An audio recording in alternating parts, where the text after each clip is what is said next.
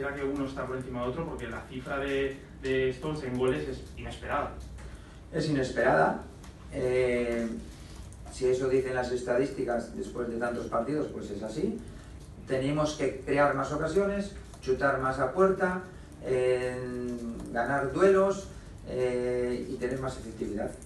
Eso se logra con repetición, con trabajo, con esfuerzo, con continuidad, con mentalidad positiva y saber que eso todo tiene un principio y un fin.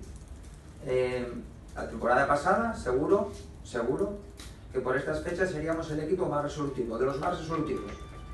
Después, todo volvió a la normalidad, unas jornadas después. Pues ahora va a volver a la normalidad.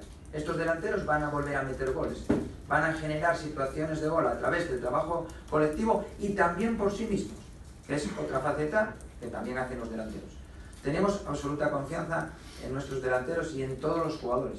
En todos, estamos firmemente convencidos de su capacidad porque los vemos entrenar, trabajar cada día y competir. Solo pondría dos peros a su nivel competitivo. El segundo tiempo del Español y el segundo tiempo del Young Boys. Pero está claro que después, o antes del segundo tiempo, hubo un primer tiempo. Y en ese primer tiempo demostramos una gran solvencia y criterio colectivo.